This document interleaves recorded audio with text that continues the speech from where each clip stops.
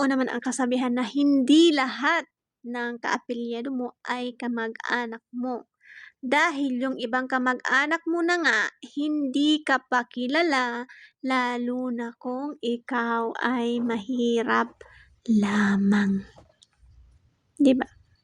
So, ganun talaga, mga kamag-anak nating iba. Hindi tayo kilala kasi mahirap lang tayo. Sila nakakaangat. Ikaw ba naman, pupunta ka ba dun, manghihiram ka? Oh, sumakit pa yung ulo nila sa'yo. Eh, manghihiram ka pa sa kanila. Eh, siyempre hindi ka nila kikilalanin kasi mahirap ka. Kaya wag na tayong umasa na hindi tayo kikilalanin ng ating kamag-anak na may pera. Kasi iba yung ano nila, ang iniisip nila, bakit pa naman kikilalanin, eh, wala naman makukuha, 'di ba? So, nangingilala lang yung mga kamag-anak 'pag may makukuha na siya sa iyo.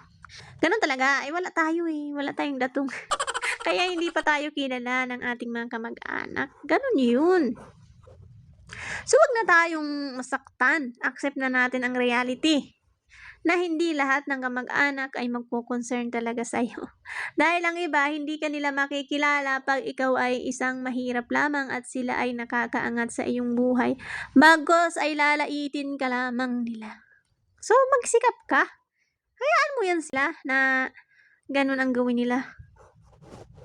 'Di ba? So, 'pag lagi nating papansinin yung mga kamag-anak natin na hindi tayo pinapansin, malulungkot lang tayo at masasaktan. Magpakatotoo ka lamang sa sarili mo at magsikap, balang araw magkakaroon ka din. So, wag na natin pansinin ng pansinin ang mga kamag-anak na ayaw magpautang. 'Di ba? Kasi madatong na sila. Baka naman kasi 'pag kinilala natin sila, tapos utangan natin, eh, di tayo pa tuloy ang napasama niyan. 'Di magkaka-headache sila sa atin. 'Di ba? So, instead na magmukmok ka diyan at malungkot ka, huwag kang malungkot uy. No, yung Bisaya. Tuloy-tuloy lang ang buhay. At na naman si God palagi nakagabay sa atin. Basta magpakasipag lang tayo, magpakatotoo tayo kung ano tayo, at wag tayong gumawa ng masama, iaangat at iaangat tayo ng Diyos. So, stop. Don't be sad. Just happy. Pag nakita mo yung mga kamag-anak mo, smile ka lang. Diba? Huwag natin silang iisnabin. Diba? Pag meron ka na, isnabin mo na rin sila. Sabay gano'n ano. Ano, gagante? Pinapatawa ko lang kayo kasi masyado naman kayong seryoso. So, yun lamang ha. Pag nakita kayo ng kamag-anak, huwag niyong isnabin. Baka yan, pag nagkameron din, kayo ang maghabol. Sige kayo.